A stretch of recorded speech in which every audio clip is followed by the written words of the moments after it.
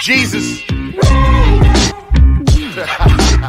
I mean, trust me, man. Here's another episode of Hold My Beer Sports. This is Brian H. Rap B. Williams. Thank you for tuning in. If you are tuning in on YouTube, hit that like, hit that share, tell a friend to tune in. Please go to the bio in this show and download the Fan Base app. I want to leave YouTube all together. Look, it can be lucrative, but I want to put myself or ourselves in a position to where as we're supporting all black businesses at all times. Go to fanbase.com, FANBASE.com, opened by Isaac Hayes III. Yes, indeed. That Isaac Hayes, his son, has an app called Fanbase. You can even earn whatever you're doing. If you're doing something interesting, all the selfies you take, all the videos you take, all the opinions that you have, do yourself a favor and put it on Fanbase. Check it out. Now, as usual, this episode is brought to you by Style Gods. Style Gods, everybody like fashion. I mean, people want style. Go to stylegods.com. Check them out. They are a urban outfitter, and you need to check them out. They're right here out of Chicago, but they ship all over the country. Thank you for tuning in. Again, this is Hold My Beer Sports. But before we go any further, I want to got a little bad news today. Well, it's not horrible news, but we're gonna celebrate the life of somebody. We lost a giant today. Mr. James Earl Jones has passed away at the age of 93. One of the great people in cinema, one of the great people in theater, one of the great people in community. His voice is the voice of Darth Vader, Mufasa from The Lion King, and a host of other things. He will greatly be missed. Well, we are not going to be sad. We're going to celebrate him. James Earl Jones, rest in power. Thank you for all your contributions to the community. Back to what we're talking about. Look, here's the situation. We are going to put ourselves in a situation so we can enjoy sports at all times. We're going to look on Mondays. We're going to do an entertainment. Tuesday, we're going to do community empowerment. Wednesday and Thursday, we're going to do interviews, and we're going to do impromptu shows so we can talk about a myriad of things that will affect the community. But today it's all about fun. The National Football League has jumped off. We are excited. The NCAA football season has started. The WNBA is on fire as usual. And Major League Baseball, this is the best month of the year. They are seeding for playoffs. Everybody's 3 to 4 games out. That means a bad week and you could be in and or out of the playoffs. Let's talk about it. Now, the NCAA football is on fire. Everybody's favorite coach, Deion Sanders, took a beat down this weekend. This weekend, the Nebraska Cornhuskers put a beat down on the Colorado Buffaloes. A lot of people have been waiting in the weeds to Paul Feinbaums and other people in mainstream media who do not identify or cannot relate to our brother Prime. They've been waiting on this. They have been waiting on this. So, okay, you got it. Deion Sanders got beat down. His team was outmatched, outcoached, outplayed. The problem with the Colorado Buffaloes is not talent. The problem with the Colorado Buffaloes is not coaching. The problem with the Colorado Buffaloes, in my personal opinion, is continuity.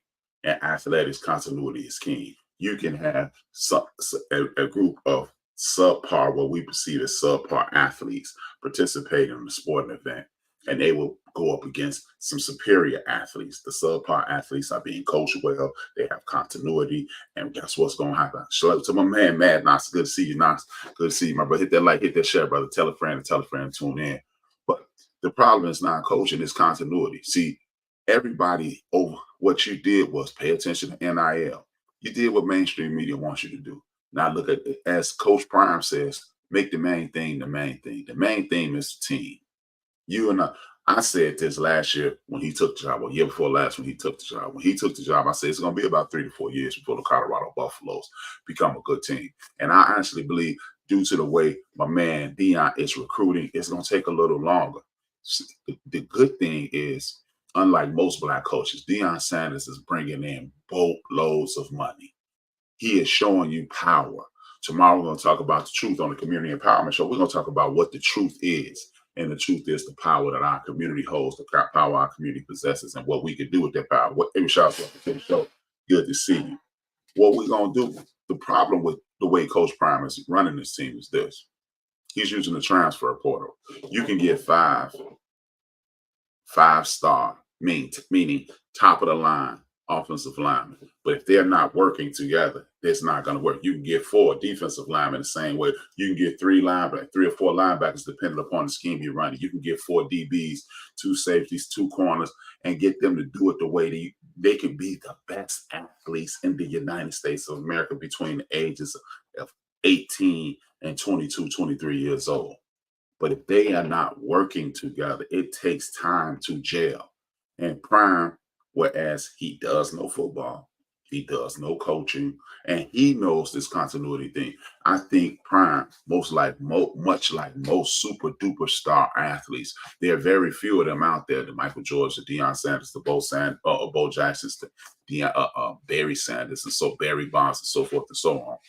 They think because I did it, anybody can do it. And that is a misconception. That's why a lot of them fail as coaches or not, or correction, are not as successful as you would assume they would be as coaches, because what came to them naturally is not natural for the average human being. Coach Prime is grabbing players from all over the country via the transfer portal. The transfer portal, it's a wonderful situation. Don't get me wrong. I personally love the transfer portal. If you are in an uncomfortable situation or you're not being utilized to the best of your abilities, it's best that you pack up your things and go if you feel you're being slighted. But you don't want to abuse the transfer portal, because I'm not playing. It's a great chance at 18, 19 years old, you're not ready to play. It's easy to dominate the west side of Chicago, the south side of Chicago, the north side of Chicago. But when you are dealing with people who've dominated an entire state or an entire region, now you have to step your game up. And this is the problem with the transfer portal. Our good brother Prime is bringing in all these different kids. He's not creating continuity. And then he rolls up and plays in Nebraska, where what they've done is grabbed a guy who was a 3.5-star recruit and coached him for 2 years. Now he's the equivalent of a 18-year-old 4-star or 4 or 5-star recruit. And then what they do is coach their players up. And when you coach your players up, the dude next to you on the offensive line or the defensive line, you know his deficiencies, you know his positive attributes, you know what makes him tick, you know how to run into this dude to free him up for his move. This is what the layman or the fan doesn't realize what's going on in regards to sports. It's some guys that'll take on two offensive linemen because he has power, because he knows the dude that's next to him has speed, and the other dude can't handle his speed. This is what's missing in Colorado. And until Prime creates a culture, he has created a culture of earning and living up to the best of your ability, but he hasn't created a team. And until my man Prime creates a team, he's gonna struggle. His teams will be 500 or below as long as he continues to coach in this fashion. Am I saying he can't coach? Only stupid people hear it that way. But it is a situation to whereas people are gonna hear what I'm saying. Oh man, you knocking Deion, man. You just living up to what the people say. Well, if you know anything about me and anything about my programs, you understand I can get less than a damn about what's going on with the way people see us or anything about us. I don't care. That's just the way it is. I'm not dealing with that. I'm not running with that. Please stop it. And that's just the honest to God truth. I don't pay attention to what they say, because what they say has no relevance on what I'm talking about. Let's just be honest. I don't do it that way. And I'm tripping because people will hear this and say, "Oh man, you got to cut him some slack. Deion is not like that. Deion is the man. You are not doing what you need to be doing, rap and other things of that nature." And I really don't care. But at the end of the day, this is what I'm dealing with. Our brother Deion Sanders is an excellent coach, but he's going up against people with continuity. And if you don't have continuity, you are not going to succeed in this. Point blank, period, end of story. And that's just the way it is. That's the way it is. That's the way it's going to be. And we will continue to see it that way. Now, the Buffaloes got beat down this week, and there's nothing we can do about it. All we can continue to support them. Another team they got beat down is Notre Dame Fighting Irish. The Notre Dame Fighting Irish is 2 Black coaches. And again, you have people in and out of Notre Dame, and they have academic standards. People say, "Oh, what is the academic standards?" No, what it is we live in the era of sports where competition has been all but eliminated. Nobody talks about competition anymore. They talk about what you can and you cannot do, and how you have to treat people, and you have to worry about people's feelings. People's feelings have no place in sports, and that's just the bottom damn line. No one cares about how you feel in sports. Your feelings are moot at best. No one actually gives a damn about how you feel in athletics. And when you are not on the top of the food chain in regards to this, guess what happens? You suffer because you're worried about your feelings. And then when you get into Notre Dame, and again, there's no continuity. You have people moving in and out. Some people can't meet the academic standards. Other people can and cannot, and things of that nature. And guess what? They suffer. NIU again, they got 3-star recruits. They being coached up to 5-star recruits. They run up against the Notre Dame that's in and out, up and down. And guess what? This is what happens. An upset happens.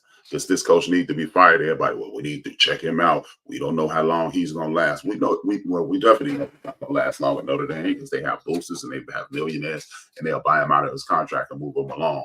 And then because he's a black coach, he won't get a lot of other opportunities. Notre Dame, look, relax. It's the beginning of the year. The downfall of Notre Dame is they expanded the playoffs, but they don't have a division. They've been in an independent all these years, and guess what? It's gonna bite them in the behind this time. Being an independent will wear Notre Dame's ass out now, and that's the facts. They will get ousted, and why would they get ousted? Because they were playing the Florida State. They were playing all over the map, and a lot of those teams, Florida State is looking like they're not going to be good this year with an 0-2 start, and other teams that they thought were going to be able to boost them up high in the rankings, those teams are losing. Notre Dame, you've been trying to dominate and do it your way for a whole bunch of years. So when playoff time, when playoff time comes, you know what you're going to do? Sit your ass down. Sit your ass down.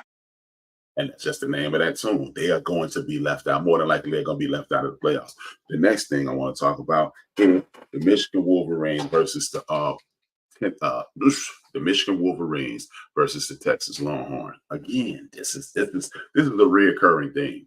This is what we're dealing with in sports today. Instead of creating opportunities, you have people breaking the run. As soon as the tough get going, they get running. And when you do it that way, you're not going to create continuity, and you will get beat down. Michigan continue to cipher in different types of players. They had some of the best coaches. They had one of the best head coaches in the game. He ran and cut and ran when things got hot, when the NCAA was coming, much like our man Pete Carroll. He cut and ran. And guess what happens? You lose when you cut and run on a situation like that. When you cut and run, guess what happens?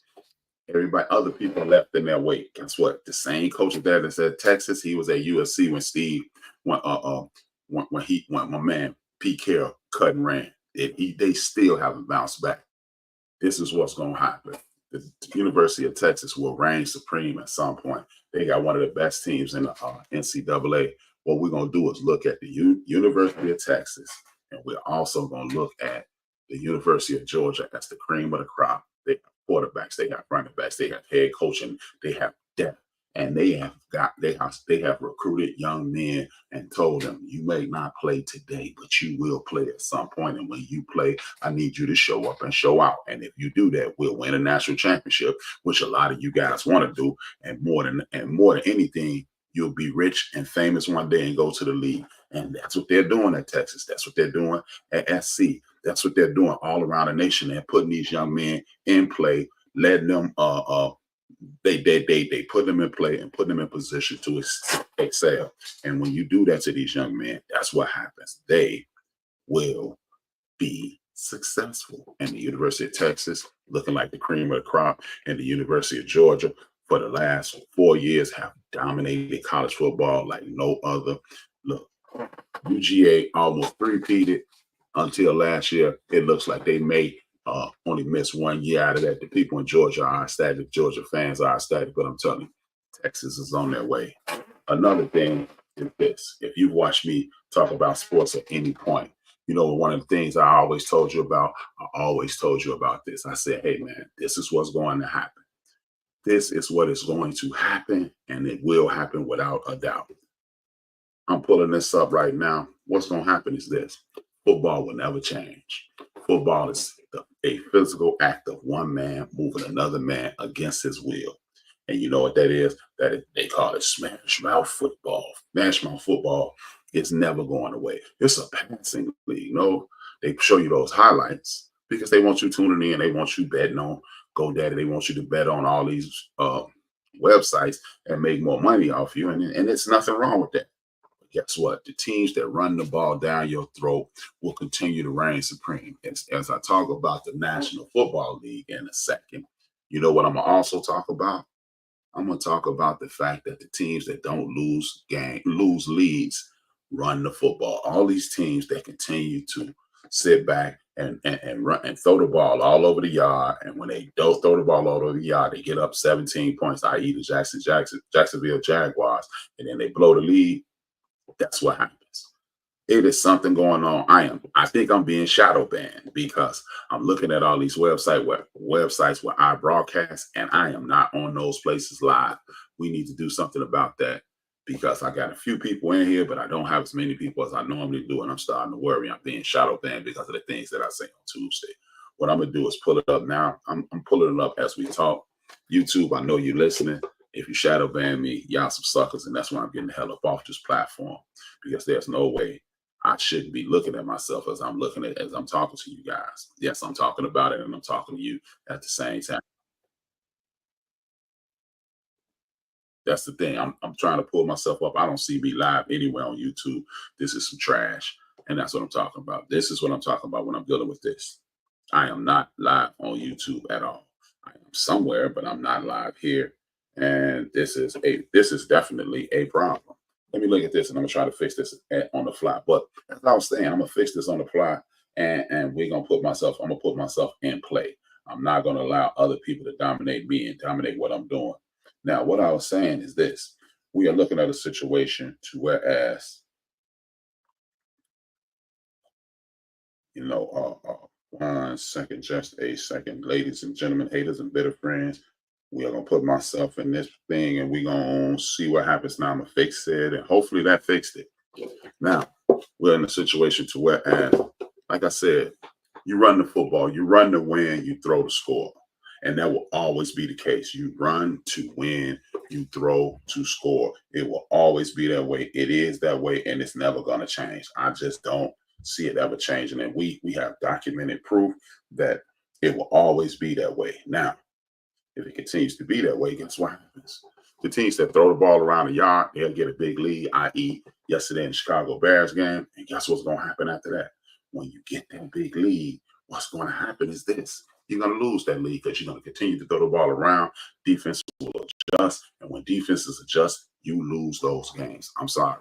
That's the way football has been played. That's the way football is going to be played. And that's the way football will continue to be played. You can throw the ball all around the yard and you will continue to lose. The reason I'm bringing this up is because Penn State looked as if they were ready to do something yesterday, and they are not ready to do anything because they've changed the way they're doing things. And when they change the way they do things, it's going to look good. And when it looks good, they will be efficient. And when they are efficient, they will be unstoppable. And if they are unstoppable, Coach Franklin will finally live up to his capability as a coach, and he will put himself in a wonderful situation. I don't know what in the entire hell is going on, but I'm going to keep going because I ain't doing it for the audience that's now.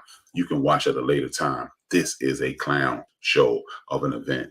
I'm angry right now, but we'll be all right. I'll be okay. But ladies and gentlemen, now what I'm doing is I'm going to talk about the National Football League.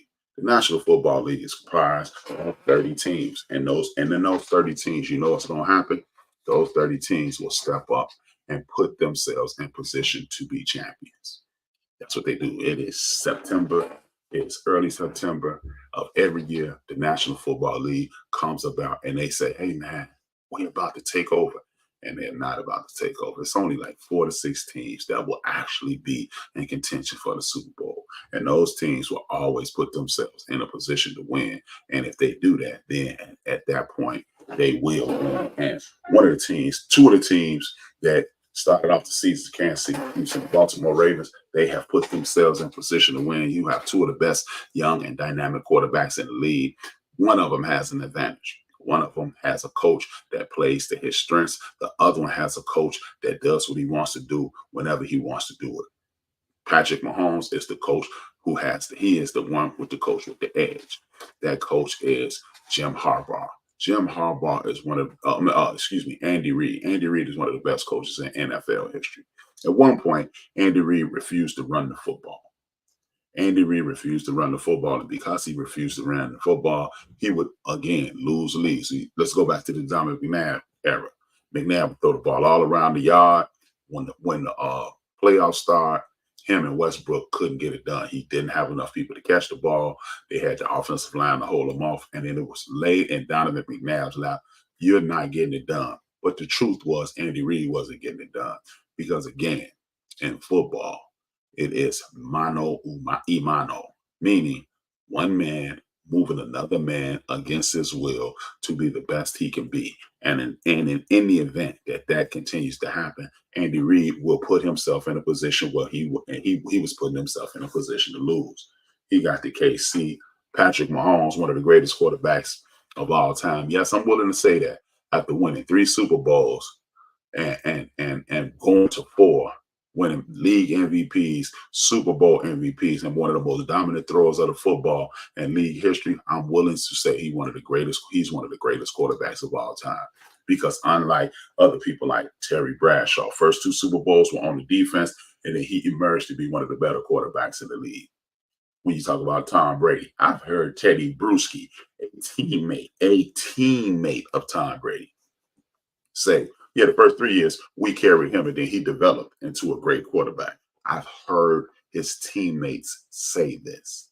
You don't have to take my opinion. The last 2 Super Bowls we saw, the one against the Rams, last one with the Patriots, Tom Brady had a horrible Super Bowl. And he had one of those Brad Johnson-like Super Bowls in Tampa when he won. All he had to do was not blow it. Am I knocking Brady? No, I'm not. But what I'm telling you is this. When you have proper coaching, you don't have to do over-the-top things. You may shine, you may excel. And you saw those in those middle Super Bowls where he dominated. Tom Brady is an excellent quarterback, but when you are in the right situation, you will do everything you need to do to be successful. And that's what our brother Tom Brady did. Tom Brady was killing it because he was in a situation to whereas he would do everything he could to be successful.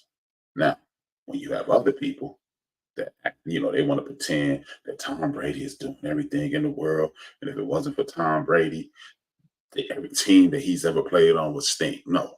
Coaching gets you everything in the National Football League. Without proper coaching, sir, ma'am, child, it is nothing you can do without proper coaching. And that's what the shortcoming of our brother Lamar Jackson is. Lamar Jackson will never be able to be an outstanding quarterback because Jim Harbaugh only knows how to coach the way he wants to coach and not the way he needs to coach. And that's just it. Jim Harbaugh is not getting it done, y'all. He's not getting it done. I'm telling you, he's good. He's good for coaching a traditional quarterback. And that's it. He's good for coaching a traditional quarterback. But he cannot coach a dynamic quarterback. I personally believe he cannot coach a dynamic quarterback. And when you can't coach what your players are, a lot of coaches fall victim to that. They fall in love with their system, not with what they're doing or what their system says do. And when you do that, what you do is suffer the consequences. You will suffer the consequences mightily. And that's what I believe Jim Harbaugh is doing right now. He's in a situation to whereas he is in dominating a game that has passed him.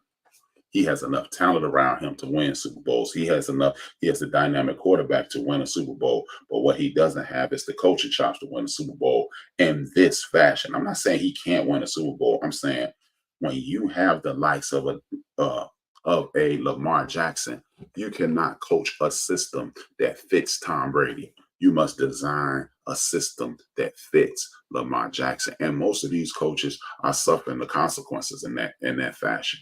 You must protect your quarterback and put him in a situation to whereas he will dominate no matter what. And Lamar Jackson isn't getting that. Have you noticed at the end of these games when he is dominating the set and nobody can stop him, and he's making these dynamic plays, he's playing off script. And you have people like Anthony Booker McFarland and other people like my man Ryan Clark, and they say, well, he has to learn how to do it this way. No, he doesn't. He does not have to learn how to do it this way. The difference in Bill Belichick, Bill Walsh, Mike Shanahan, and other coaches who are successful, Jimmy Johnson, Bill Parcells, you know what they do? They look at you, they look at the individual, and they say, hey, what are you good at? And they don't ask you, they just see, what is he good at?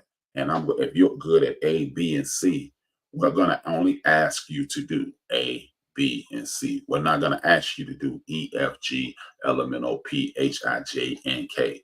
That's just not good coaching. And I've seen it time and time again where these guys will continue to do exactly what they think they want you to do instead of coaching you to do what you can do. You don't ask Walter Payton to do end arounds and things that you would ask a wide receiver. You don't ask T.O. to be a tailback. And a lot of these coaches look at these ball players and say, hey, this is who they are. This is what they want to be. This is how I need to coach you. Instead of saying, hey, watch the film, watch the tape. And that's why you will continue to see our brother Lamar Jackson struggle, because he has coaches who coach systems, not players. And until they get us into a situation to whereas they are being coached, they are coaching the system and not the players, Lamar Jackson and other dynamic running backs from the Black community will continue to struggle, because you cannot coach me like you coach Tom Brady. You cannot coach me the way you coach other people. And that's just the bottom line. I'm sorry. You can enjoy Lamar Jackson. You can enjoy Tom Brady. You can enjoy Peyton Manning, but you cannot coach Lamar Jackson, Michael Vick, Peyton Manning, and Tom Brady the same. And that's why the National Football League will continue to struggle until they get out of that situation, until they get out of their own ways. They are in a mentality of, you're going to do it my way or you're not going to be sufficient. Even I'm hearing this about Caleb Williams. Caleb Williams, he's not doing this on time. He's doing it on his own time. You don't ask him to do what Ben Roethlisberger did. You don't ask Ben Roethlisberger to do what Peyton Manning did. It is an individualized situation. Each player plays and is coached according to what he or she is good at. But if I can notice this as a former football player, why in the entire hell aren't these people who are running these teams identifying in the same shape, form, and fashion? That's the question you need to ask yourself. Why is it that I'm watching all this football every Sunday? I'm watching. And guess what? Guess what never happens? It never comes to fruition. They see he needs to get his act together. No, he doesn't. The coach needs to get his act together. Very good coaches coach players. Good coaches coach systems, and bad coaches don't know what the hell they're doing. And that's what we're faced with in the National Football League. You have people every day, every single day, that are saying, hey, man, see, that's what he needs to do. He needs to learn how to do it this way. No, he doesn't. No, he does not. He does not need to know how to do it that way, because that is not what he's built to do. If you have a Walter Payton, you don't run power eyes and you run counter trades. You run student body left, student body right. Allow him to get in an open space where the defense is at the mercy of a Walter Payton. But that's not what they do now. They say, hey, you got to do it my way. And if you don't do it my way, you're going to lose. And that's just it. You're going to lose. I actually dropped the ball on this, ladies and gentlemen. I activated the wrong show. All this time I've been looking for my show. Never mind. My bad, YouTube. I thought you shadow banned me. But like I've been saying for the last hour, we are not in a situation to whereas coaches are doing what they're supposed to do. They're doing what they want to do. And when you do what you want to do, that's when the problem occurs. That is exactly when the problem occurs. And this is why you have so many problems when you're in the National Football League, when you're in the NBA. You have people attempting to get people to play the way they want them to play, and instead of playing how they should play. And that, my friends, that is a problem. I understand that a lot of people are saying, hey, man, it needs to be this way. It needs to be that way. No, it doesn't. No, it doesn't. If you're going to be successful, coach the personnel that you have. And if you don't want to be successful, keep doing it the way you're doing it. This is why the Lamar Jackson struggle. This is why Jalen Hurts excel, because they said, no, we don't need you to be what we want you to be. We need you to be what you are. And what you are is a dynamic quarterback, and you have the ability to do the things that you want to do. And that's it. That's it. That's all. And until coaches figure that out, they'll continue to struggle. Look, it's not a black and a white thing. It's a situation to whereas college and pro, when you have a college coach coaching pro athletes, you will have a problem. When you have pro coaches coaching college athletes, you get success and you get things done. And that's what we're dealing with in the National Football League. Why is it that Josh Allen can get the coaching that he needs? He gets the plays called that he's good at. He gets everything that he needs. And then when you get a guy like Lamar Jackson, he needs to improve in X, Y, and Z. No, he doesn't. He does not need to improve in X, Y, and Z. What you, as the coach of Lamar Jackson, need to do is this. You need to improve as a coach. If Josh Allen can get the coaching that he needs, Lamar Jackson needs to get the same kind of coaching. Period. Point blank. End of story. I'm not going to keep saying, we don't have to keep saying these things. These are things that no one needs to keep saying. These are things that everybody in the sports world understand. And guess what? If we do it the right way, we don't have to fix it every 5 minutes. We don't have to keep fixing. We don't have to keep going over it. And I still need to apologize to YouTube people. I accused you of shadow banning me, and my behind hit the wrong link. So guess what? I'm repairing it on the fly, and it's going to be the right link, and it's sending out to the people that need to be. So, but like I was saying, man, when you look at the Pittsburgh Steelers game, that's coaching. I prepared for Russell Wilson to do a certain set of things. And I went back, and Russell Wilson was unable to do that. He was physically unable to execute that. And so what did we do? What we did was this. We said, okay, Russell Wilson can't do this. So what we're going to do is come up with an entire different game plan for Justin Fields. While people are sitting around saying what Justin Fields cannot do, and instead of fixing it, what you do is say, okay, this is what we are going to do. This is what we are going to do. And when you do what you are going to do, a person like Justin Fields can be successful. Instead of making Justin Fields the next Peyton Manning, how about just letting him be Justin Fields and we'll figure it out later?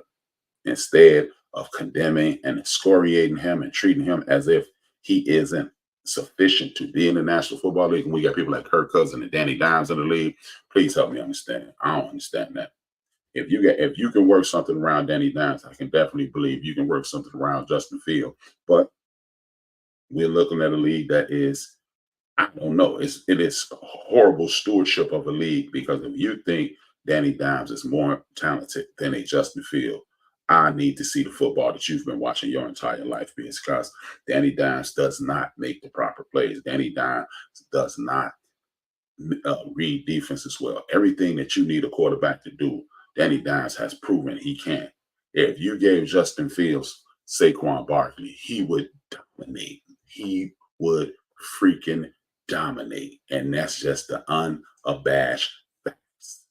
If you gave him the abilities, if you gave him the privileges that you gave this guy would dominate. And I'm not kidding. I'm not being facetious. I'm not joking. This guy would dominate the National Football League. If you gave him, with his legs and his arm strength and his ability to hit and pinpoint people when he's comfortable, and put him in a situation to whereas he would win, brothers and sisters, Justin Fields would be the best quarterback in the league, period.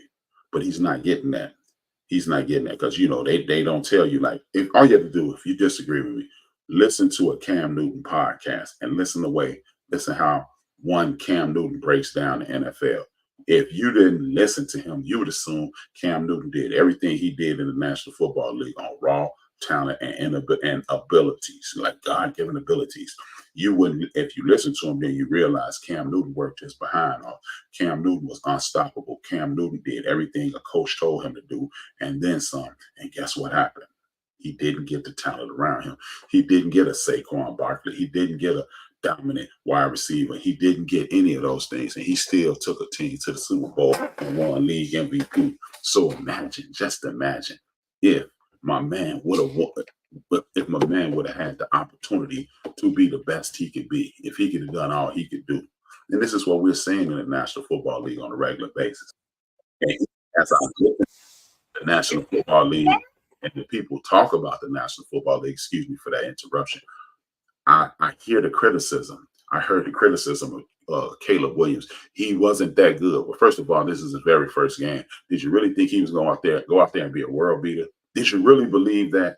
Did you think Caleb Williams, because he had a good game in the preseason, he was going to dominate in the league? No, that makes absolutely no sense. Why would you even assume that? But we are allowed to grade these guys like Caleb Williams on a worse than a curve, something that we would love for it to be a curve like that. But Peyton Manning sets the record for interceptions as a rookie, and Caleb Williams gets kicked in the head. How is that possible, y'all? How is that possible? It's not possible. It shouldn't be possible. It cannot be possible. But Peyton Manning gets all the love he can handle because he's not doing. Oh, there it is. There it is. It's being shared properly. Thank you for being patient with me. But these are the things that I'm talking about. These are the things that I'm putting myself out here and I'm telling people, look, if you want to enjoy football, stop listening to the talking heads of football. They are not talking about anything relevant. They are talking about their own personal agendas. And they're putting themselves in a situation so they can sound smart. Look, if you're criticizing Caleb Williams, if you're criticizing Bryce Young, if you're criticizing Lamar Jackson, I heard very little criticism of a quarterback by the name of Will Levis, who literally blew the game. Anytime you have a 17-point lead, it's not a problem. It's a problem when you lose that game. But guess what? We didn't hear about Will Levis's problems. We heard about the Bears' defense. We didn't hear about Will Levis throwing the ball in the midst of a sack instead of just throwing out of bounds and making a safe play. He tried to make a play and blew and continued the momentum of the Chicago Bears. These are the things that nobody's talking about. That's why I want you to tune in to me, because I don't want to sit around here and talk about, hey, this guy and these stats, and see, this is what you have to do to be successful in this Eurocentric style of football. Let's just be honest. It is a white guy way of playing football.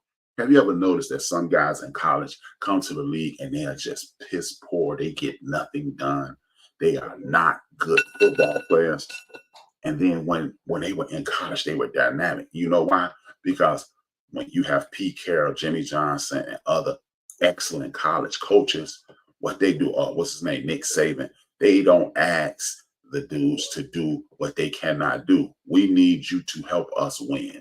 We don't need you to make any bad plays. We just need you to make the plays that we need you to make. And when you do that, you will walk away with the Heisman Trophy. You will walk away with it. Remember, they told us that King Henry wasn't going to be good, and now he's one of the best backs in the league, on his way to 10,000 yards, a yard mark that the people like Walter Payton and others have reached. But we're not talking about him anymore. King Henry is one of the most dominant running backs in league history. He's a bigger, faster, potentially stronger due to technology and science, Earl Campbell.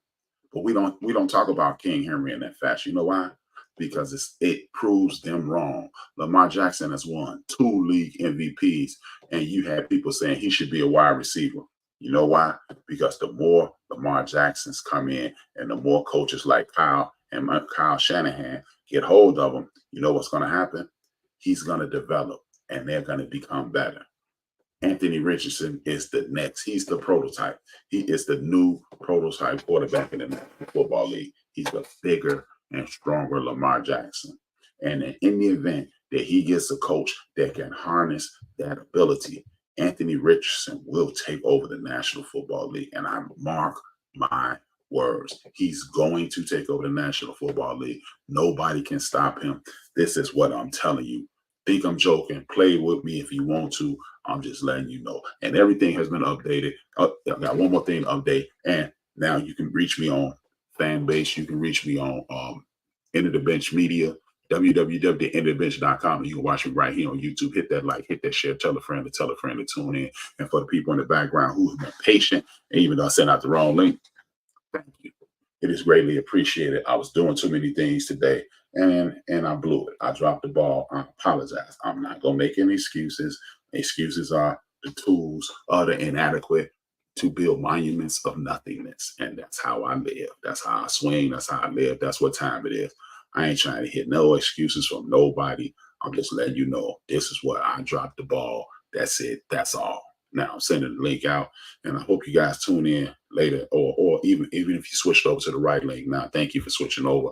Thank you for being an excellent supporter of the movement. But like I said, man, this is the National Football League. It was a lot of fun yesterday. The Pittsburgh Steelers reign supreme. You don't hear about how Mike Tomlin is an excellent coach, how he took a backup quarterback with very little experience in his system and got a victory from a team coached by Raheem Morris, who, I'm telling you, this dude is a great coach, but Mike Tomlin is better. Point blank, period. We don't hear about that. We don't hear about the fact that Sean Payton spit the bit again. We like I said, it's a few teams at the top of the food chain. I would say the Philadelphia Eagles. I would say, contrary to popular belief, the Dallas Cowboys. I would say the San Francisco 49ers. I would say the Green Bay Packers. Salute to my man Jordan Love. He is hurt. He is not injured. He is hurt. He is not injured. It is a distinct difference in being hurt and injured, and he is the latter of the two tonight. So with that being said, then you go to the AFC.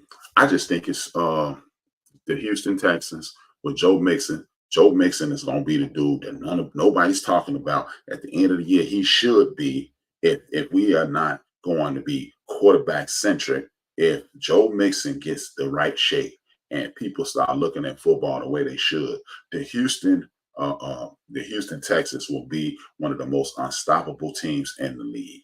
Mark my word. You got a young brother like CJ Stroud throwing that ball all over the yard. When you got a young dynamic coach, and you got offensive weapons up the wazoo, and you have a defensive minded coach. Trust and believe the Houston Texans will be one of the most unstoppable teams in the league this year.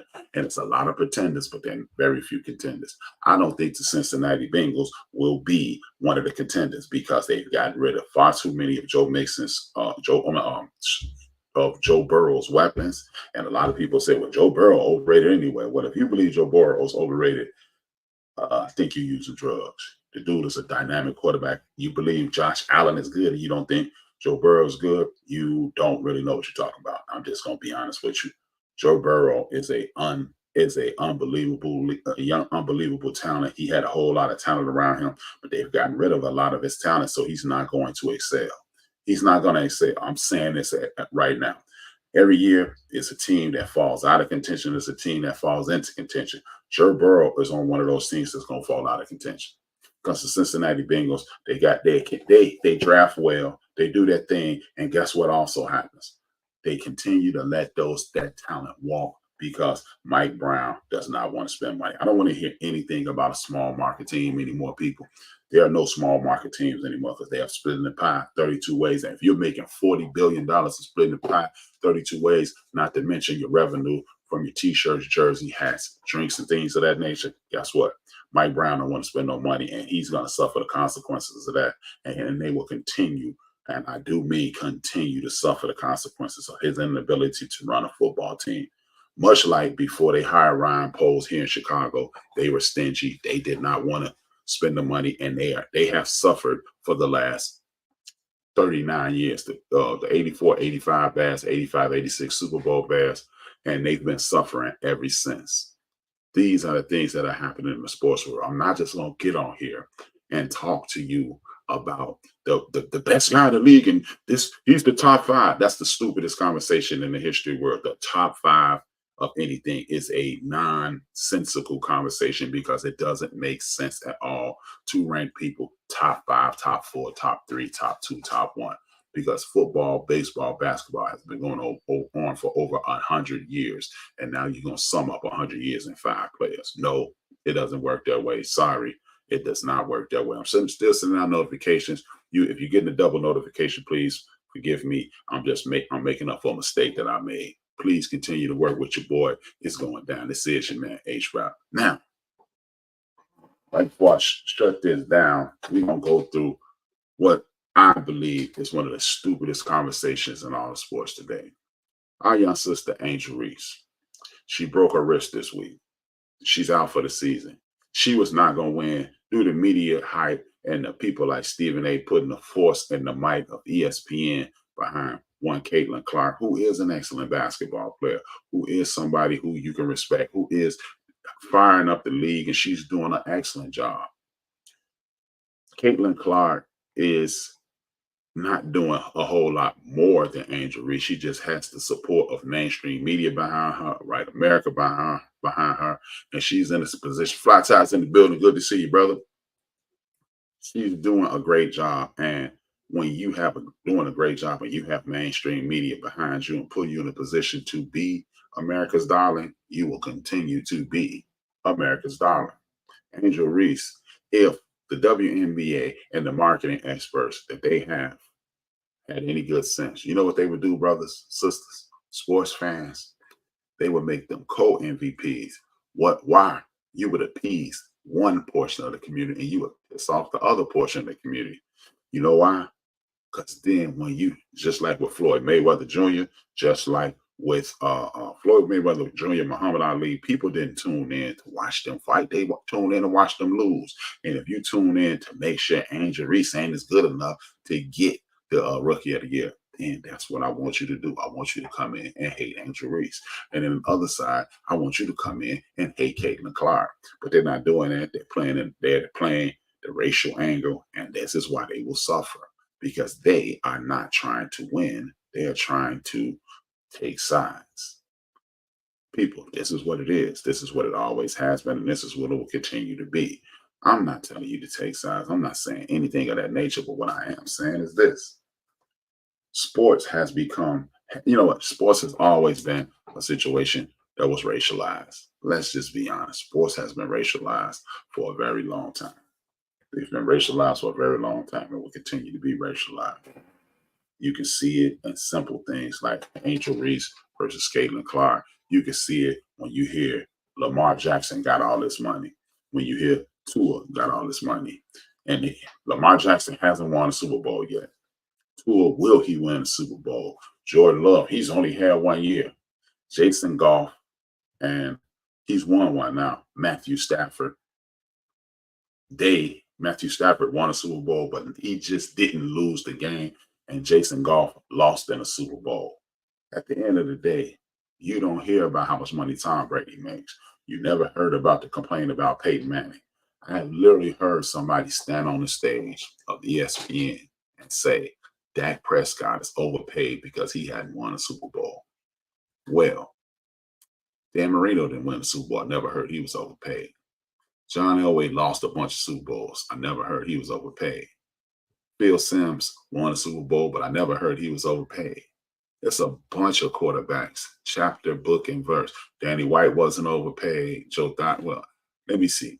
Let's just go through the quarterbacks who you guys love and thought they were the best. Never heard about Boomer Esiason being overpaid. Never heard about Brian Sipe being overpaid. I never heard Steve Young took over a Ferrari called the San Francisco 49ers offense. And I never heard about him being overpaid. Not one time did I hear about Steve Young being overpaid, and then they put Gary Plummer, then they put Richard Dent, then they put Dana Stubblefield on the team. They put Burton Hanks, Tim McDonald, and Deion Sanders on that team, and they finally won a Super Bowl. And then Steve Young was vindicated. I got the monkey off my back. But when these young brothers don't win, Joe Burrow, he's getting a boatload of money, and not only has he not won a Super Bowl, he has not even been healthy. Help me understand. The kid out there in Los Angeles with the Chargers now, I'm not hearing about him being overpaid, and he got blown out by the Raiders. See, folks, let's stop playing these games. The National Football League is a trick. It is a game, and they are marketing things. They are marketing geniuses, but they're also marketing narratives. When it's a brother, we talk about his money. When it's a white guy, we talk about his inability to have coaching. All I want to know is this: did Dak Prescott receive the proper coaching? We never argued about Tony Romo's money. Tony Romo and Dak Prescott's careers are running mirrors. They are running parallel. It's like looking at the same dude. But in Tony Romo, it was Jason Garrett's fault. With Dak, it's his fault. His coach has choked with Aaron Rodgers. He almost blew a Super Bowl victory with Aaron Rodgers. Understand that. He almost lost to the inept offensive Bears.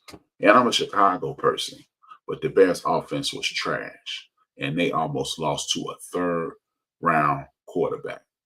As I stated earlier in the show, it is about the quarterback being coached to his abilities when it's easy to win in the regular season, easier to win in the regular season. Why do I say that?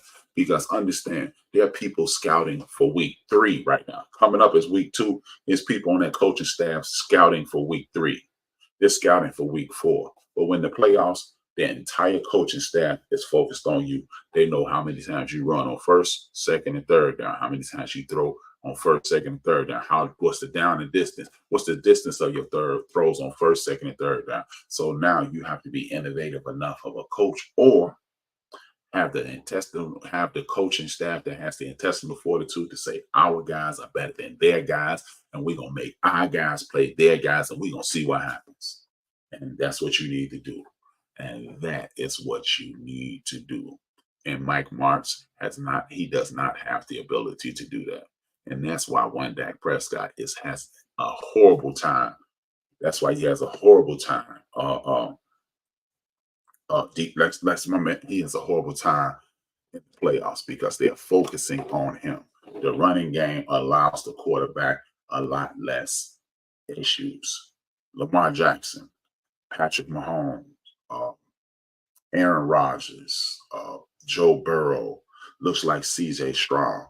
These are quarterbacks that you win because they get on fire and they're unstoppable. Other quarterbacks need to be placed in certain positions so they can excel. If you don't know that by now, I'm sorry. You can be the greatest fan of a team and a fan of a player that you want, but there are certain players out here that I have it in me to make me win. Hitmakers in the building. Good to see you, D-Greg. Other players, I have to win because of the situation that I'm in. Dak Prescott seems to be above average. He is right in the middle. You had the players that can be on a championship team, and you have players that lead championship teams. At this point, you can say, well, he got a whole bunch of years. But let me ask you this. Have the Cowboys hired the right coaches for Dak Prescott? See, we got Bill Belichick, who groomed a Tom Brady. He groomed a Tom Brady. You got Bill Walsh, who groomed a Joe Montana, who groomed them. You have people like Jimmy Johnson, who groomed a Troy Aikman. Troy Aikman looked good, but he didn't look as good as he did outside of Jimmy because he had already had the tutelage, and then he had the great coaching. When Tom Brady went down to Tampa, they tried to run the Tampa system. Remember, I said some coaches run that system, other coaches coach the talent. My man AB, he was down there coaching his system. And then he was smart enough, a good enough coach, a wise enough coach to say, hey, Tom Brady's not good at this. We're going to run the Tom Brady system. Mid-season, him and my man Byron Leftwich switched the whole thing. They went on to win the Super Bowl. Do you believe Mike Martz has the ability to do that? Help me understand. Eberflus in Chicago, he didn't like Justin Fields, but guess what? Caleb Williams has got a whole lot of Justin Fields in him. He's a little more polished. He is a little more oomph. But guess what? He got a little bit more of that. You need an Andy Reid type coach to coach a Caleb Williams. That's why Patrick Mahomes is doing his thing. Coaches that win, coach the talent. Coaches that win, coach a system. Coaches that can't can't win. They don't coach talent. They don't know what they're doing. Let's just be honest. They are good. They're good situational coaches, and great coaches coach the players on the field. Period. That's why when you get guys like Namni Ansenwa, who was a press corner on the other side of Charles Woodson, he was a press corner, man on man, follow his man all around the field. And you put him in Philadelphia and you ask him to play zone, and he's out of this element, and his name just fades into oblivion. We must start holding coaches accountable. We must stop saying that. Look, Bart Scott, you pissed me off, man. You said that isn't worth the money he's getting. Really? Really? Oh, let me see. If Dak isn't worth the money he's getting, because it's an unimaginable number at $60 million. Hey, Bart, you were the highest paid free agent 1 year. When you went to the Jets, did they win the Super Bowl? So should you get some of your money back? Why is it cool to pocket watch in sports? Well, he's making this much money, so he should do this. No, no, no. Because guess what? In other forms of entertainment, Kevin Costner in the late 80s was the hottest actor in the world. He was getting, at the time, it was a ridiculous amount of money. $20 million a film. And he made about 8 duds. But Kevin Costner still gets a lot of money to act. And nobody says, he got $20 million for that movie, probably for 6 weeks of work. Why ain't this movie better? Nobody says that. But when you talk about these football players, these basketball players, these baseball players, he's making so much money, he should do well. No. If he's put in the right position, you don't ask Ice Cube to act in Othello.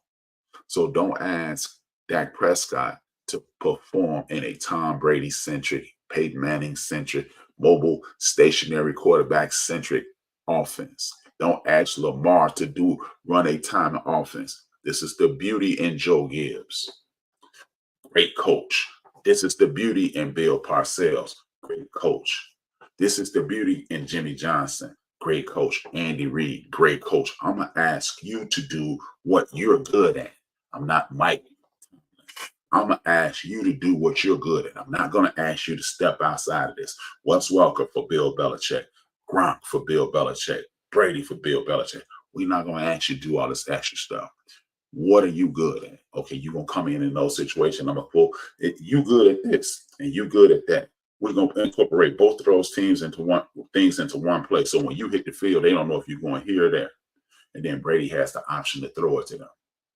This is great coaching. You don't ask Eberflus. You don't ask Caleb Williams to be Peyton Manning. I'm sorry. If you don't agree, watch this. Jason Goff was a stain. They said this is the worst quarterback in the world. He's a bum. He's the reason Rams lost. And guess what? Dan Campbell said, look, I don't need you to win the game. We're going to bust people in the mouth for Montgomery and these other backs. We got my man, St. Brown. He going to catch everything in his catch radius. We got this speed guy on the other side, and we're going to run this ball down people's throat. And all we need you to do is not throw open any linebackers and throw any DBs the ball when they wide open. And guess what? Jason Goff is up for a big contract. Let's see if the talking heads at ESPN or Fox say Jason Goff is good enough. Oh, but see, he made the Super Bowl. It don't make a difference. He made the Super Bowl if you lost. Remember, y'all told me LeBron sucks. Y'all been on LeBron James' heels because he lost in the Super Bowl. This is the first time in the history of sports. Well, if you lose in a championship situation, I finished second in the league. Bum. Really? So Roger Staubach was a bum a couple of times? Do you understand how many of your favorite quarterbacks, like if you're old enough to me, Dan Fouts never made the Super Bowl. Warren Moon never made the Super Bowl. When they retired, they were considered some of the best. Fran Tarkenton was considered one of the greatest quarterbacks in the world. He lost 4 of them. Jim Kelly lost 4 of them. Hall of Famer, first ballot. You see what I'm saying? So stop allowing people to tell us what our sports world should consist of. Good to see you, D. Gray. Got time in the building. I got my girl Purplicious in the building. It's always good to see y'all. If y'all agree or disagree, participate, y'all. I don't care. Help me understand what a sports world is. Something else, like I did the other day. We got this thing called the Mount Rushmore of sports. The Mount Rushmore of sports does not exist. It is a joke. The Mount Rushmore was a great idea when it was constructed, and those people were trailblazers and helped shape the country at that point. Teddy Roosevelt helped develop the western part of the country, roads and cities and towns across the Mississippi. It'll never be duplicated again, right? So you put them on the mountain. George Washington helped form the country. You put him on the mountain. Abraham Lincoln saved the Union. So you put him on a mountain. So of course, those guys right there, oh man, it's the greatest. But as of that point, it was great. It was great. But when you look at talking about something and people doing hundreds of years and multiple things, you cannot sum it up to 4 people. That's why I created this list. It is called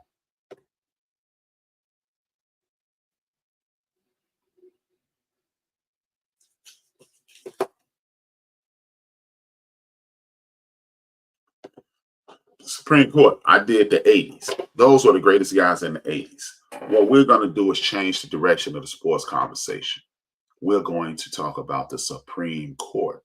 The reason we're going to call it the Supreme Court is because the Supreme Court is an ever-changing entity. And it is only for a period of time. Who's the Supreme Court in the 80s?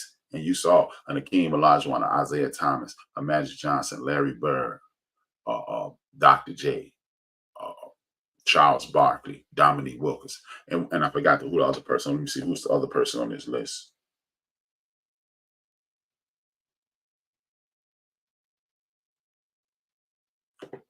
And Moses Malone. Exactly. These are the people who dominated the 80s. If you notice, Kareem, Magic, Isaiah, and Dr. J, they were only people on there that won championships. But those were the best people of that time period. Guess what? Jordan was on that list too. So guess what? We're going to move it to the 90s. And Jordan stays on. Dominique Wilkins falls off because then you're going to put Shaq and other people. That's a true conversation. Let's have a sports conversation. I'm not going to come on here and talk about the Power 5 of the league. Because guess what? If we're going to talk about the Power 5 in the National Football League, why ain't y'all watching ESPN? Don't y'all come to me for something different? Don't y'all come to me for different conversation? Don't y'all come to me when you want to have a little more fun and a more in-depth conversation? Or do you just want to continue to listen to the scuttlebutt and the arguments and the foolishness and the loud talking and the laughter, and you never get anything? You never get anywhere. If you want to talk about your team, like I'm a Raider and a Bear fan. If I want to talk about how the Bears gonna win the Super Bowl, the Raiders gonna win the Super Bowl, you can watch ESPN and hear some lies. But I'm gonna come on here and say, hey man, my teams are middle of the road. I really wish my man Antonio Pierce would trade for Jameis Winston, and then the Raiders could sling that ball around the field. They got defense and they got intestinal fortitude, and he can coach you over the top. Jim Harbaugh is doing that. Jim Harbaugh has picked up one of the more talented teams in the league. He got one of the more talented young quarterbacks in the league. And guess what? His intestinal fortitude and his drive and his moxie will put them over the top. The Raiders need a quarterback, and they could be right there. Sean Payton wants to coach his system, and that's why he's going to stink. You see what I'm saying? That's what we're going to talk about. I'm not going to tell you that my team going to go 60. Oh, yeah, well, the Raiders lost 6 yesterday, but we still going to win 12 more games. What, over the next 3 years? Because the talent that they have is not going to dictate that. The talent that the Raiders have is not saying that. Now, the Bears are another situation. By the time if the Bears, I don't anticipate the Bears winning this Sunday against the Houston Texans, one of the best teams in the league. But if the Bears can continue to beat the teams that they're supposed to beat, by the time Caleb Williams get adjusted to the speed of the National Football League, watch out, because that bad defense is serious. Those are the conversations we're going to have. I'm not going to tell you that the Dallas Cowboys suck. I hate the Cowboys. Well, if you hate the Cowboys, sucks to be you, because the Cowboys are a damn good football team. Oh, man, Jerry Jones is all hype. If he is, check this out. They got a new dynamic running back. They got the old Zeke Elliott. Lightning and thunder, right? You got a quarterback who was in MVP conversation, Pro Bowl, All Pro caliber quarterback. You have an offensive line they have a couple All Pros, a couple Pro Bowlers. You got a defensive line. You got a Pro Bowl, All Pro there. You got Micah Parsons, arguably one of the best. If not, it could be argued that Micah Parsons is the best defender in the league. You got 2 cornerbacks.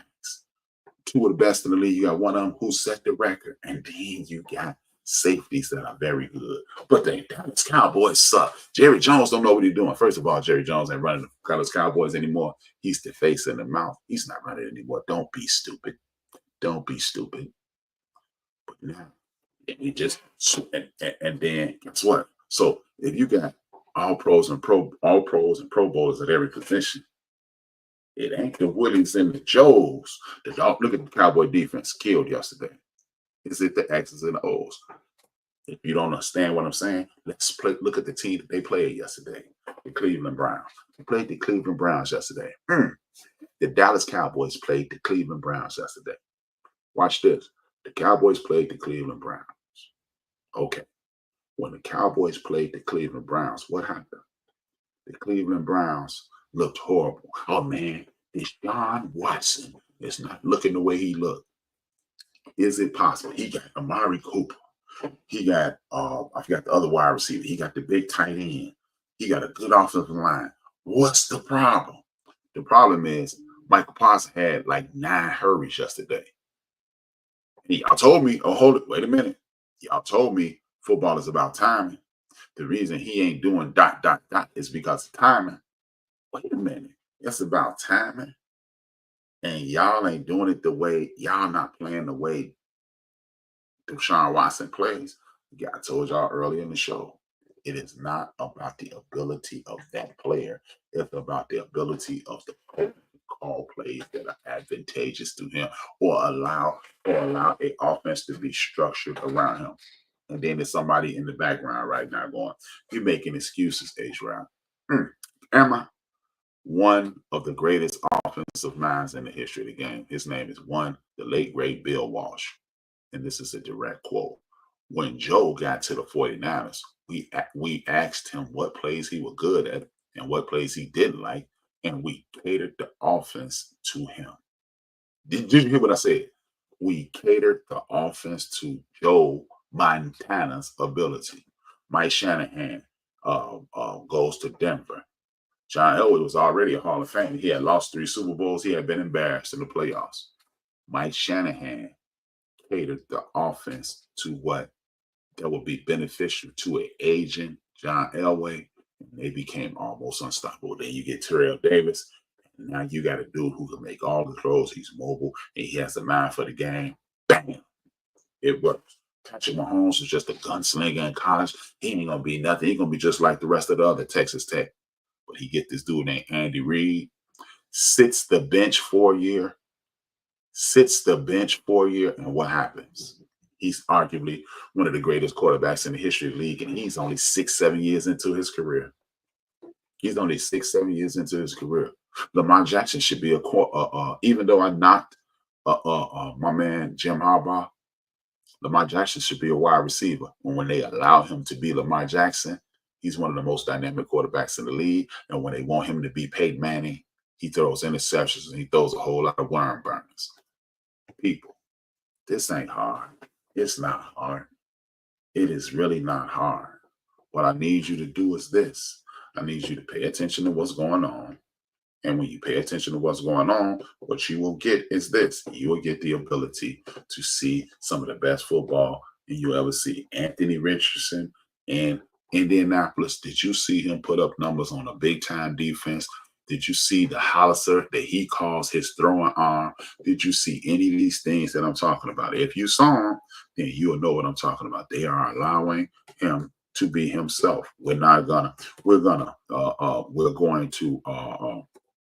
to give you the proper coaching, and we're going to allow you to be who you are. And that's how you become a great football team. If you coaching a guy to be who you want him to be, then that's what's going to happen. He's going to be who you want him to be, and that's going to be a stain. That's going to be a stain.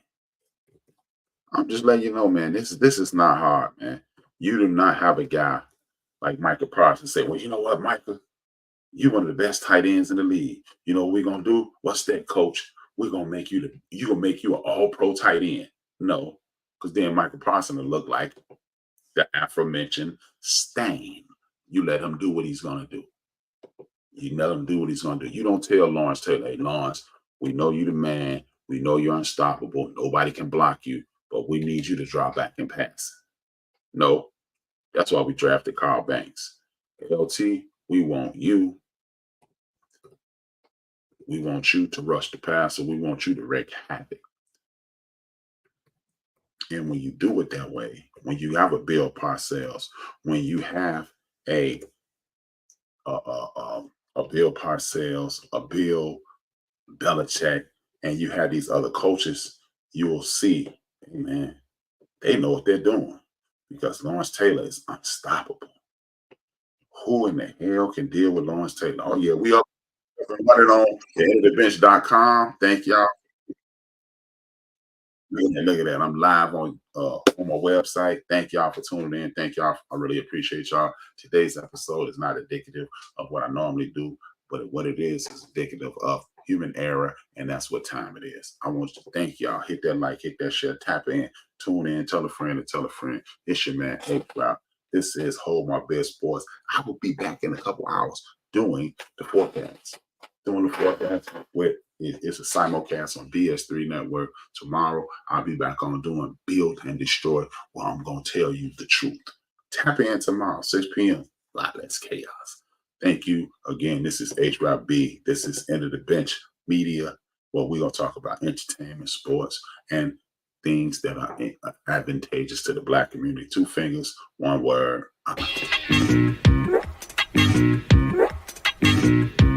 Jesus. I mean,